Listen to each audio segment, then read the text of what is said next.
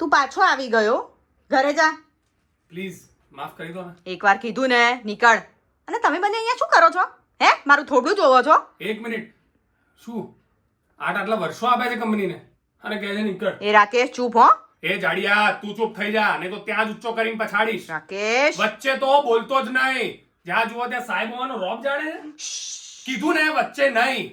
8 મહિનામાં પહેલી વાર 5 મિનિટ લેટ આવ્યો છું અને કહે છે ઘેર જા. અરે માણસાઈ જેવું કઈ છે કે નહીં? આટલી માફીઓ માંગુ છું તો એ કોઈ અસર જ નથી. મેં મારું મોઢું ખોલ્યું ને તો યાદ રાખજે, તારી આ ખુરશી તો જશે જ, જોડે જોડે જેલના સળિયા બી ગણવા પડશે. અકાઉન્ટન્ટ છું, તારા દરેક જોલનો હિસાબ છે મારી પાસે. બોસને બતાવું? શું લાગે છે તને?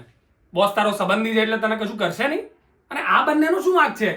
સાલા ભૂલક્કડ, ભૂલી તું જાય અને ગાળો અમારે ખાવાની? અરે જવા દે યાર રાકેશ, ચૂપ ચૂપ યાર. અરે શું ચૂપ? તમને તો ખબર જ છે નાની કરતૂતો વિશે. સાલો જ્યારે જ્યારે કંઈક કાંડ કરીને આવે એટલે આપણને આગળ કરે છે. ક્રેડિટ લેવાની હોય એટલે તરત ભાઈ આગળ, ગાળો ખાવાની હોય એટલે આપણે આગળ. સાલા કેતુડા, જ્યારે કંઈક કામ કઢાવવું હોય એટલે કેવા નાટકો કરે છે.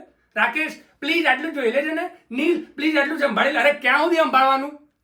નહીં થાય તારું કામ, નથી જોઈતી તારી નોકરી. તને શું લાગે છે તું અમને નોકરીમાંથી કાઢી મૂકીશ તો બહાર કોઈ રાખશે નહીં? અરે 1707 ઓફરો છે મારી પાસે.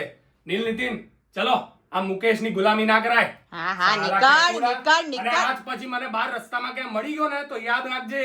હા હા શું હાલત કરી. હા ચલ ચલ. સાલો ગેટ આઉટ ગેટ આઉટ.